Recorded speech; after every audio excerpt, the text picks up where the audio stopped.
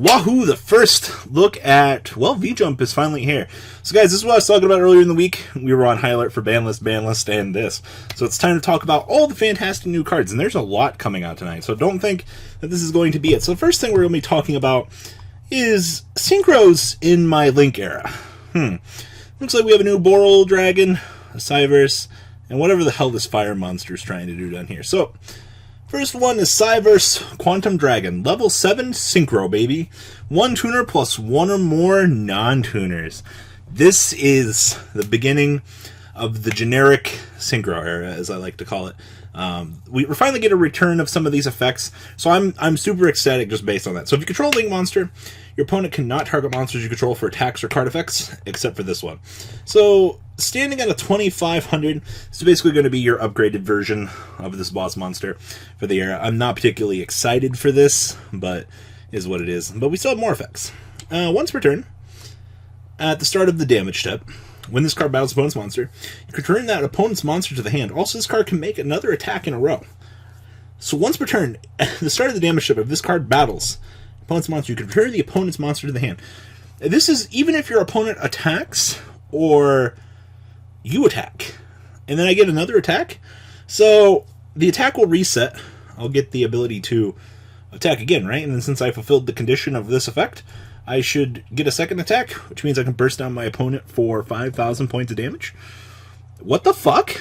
Did I miss something here? This card, for level 7 Synchro, it's been a while since we've actually had like a good level 7 Synchro, but to see an effect like this in the game, like this is pretty fucking cool. I do love my level 7 Synchros. I mean, what, Absolute Dragon was the last real good one we had, besides Clearwing, but bounceability is pretty good, and I guess protecting other monsters with Link monsters is pretty cool. Now, the next one we have down here is Boral Sword Savage Dragon. Ooh, I like. And of course, this guy has to be fucking 3,000. So, once again, generic, standing at 3,025.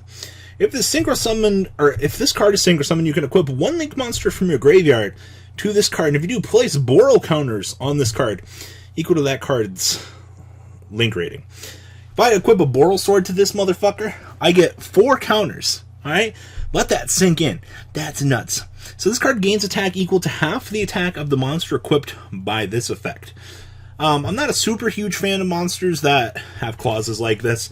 Only because I'm sure there will be some broken Link monster that has an effect that when it sends to the graveyard you can fulfill something somewhere along the way, but that's not what we're looking at here today. So there's that.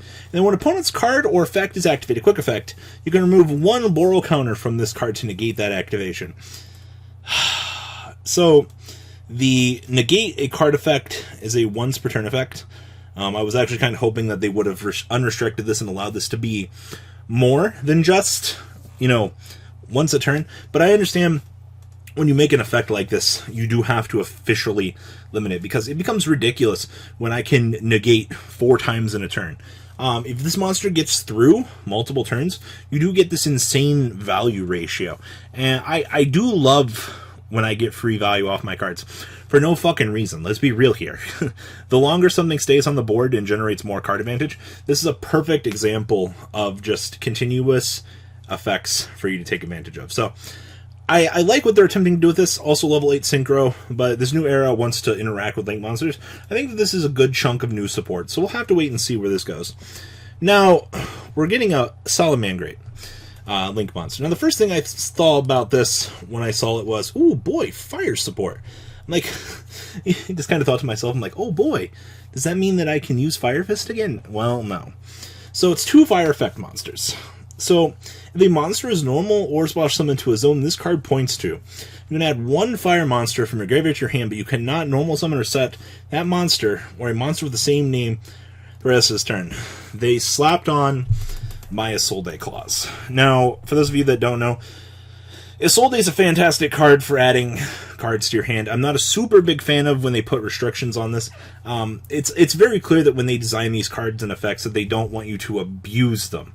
And to be perfectly honest with you, I think that this is a fine clause, basically for producing what we have to be the Isolde of the fire generation, but only for a graveyard. So, it is what it is. But that recurability is limited. And then if this card is Link Summon using a Sunlight Wolf as link material, you can add a Salaman Great spell or trap card from your graveyard to your hand. This whole card is designed on the premise of interacting with the graveyard. I think that this is not a terribly good card, but it's not good. So, for what it's worth, Link Summoning, through the specifics, you get access to recurring a spell and trap card back from the graveyard. I don't think the Salaman Great stuff was even that good in the first place, just for kind of what it brought to the table. It kind of felt lackluster in its own way, which really sucked. Because I want this archetype to be good, but we now have a generic means to get back a fire monster from the graveyard, which it's not as good as a Soul Day, just, when it's Link summoned, because it has to be when another card points to, or when a card it points to is summoned. So take it with a grain of salt, but it seems like a fantastic card just for the fire support in the long run. Next up, we got the last spell card for Zombie Horde. Now, this is a quick effect, and we did get the Zombie Lone Fire Blossom earlier this week. People were ecstatic about the Zombie Lone Fire. I think the card kind of fell short for what we wanted it to do. I mean, level 5 or higher zombies. Sure, it's good for what it needs to be, but I don't know. So this is the Zombie Struggle. Is this supposed to be like after the genocide, or a play on it, or something like that? So you can only use this card's second effect once per turn. So first effect, this is a quick effect. So target one zombie monster on the field. Make it either gain 1,000 attack or lose 1,000 attack until the end of the turn. So you can damage step this, and I can take advantage of that. Okay.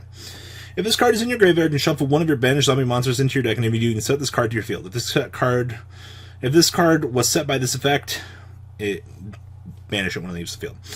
So I'm not a super big fan of quick effects like this for attack modifying. Had this been in another era, oh my god, this card would have been the nuts, to be completely honest with you.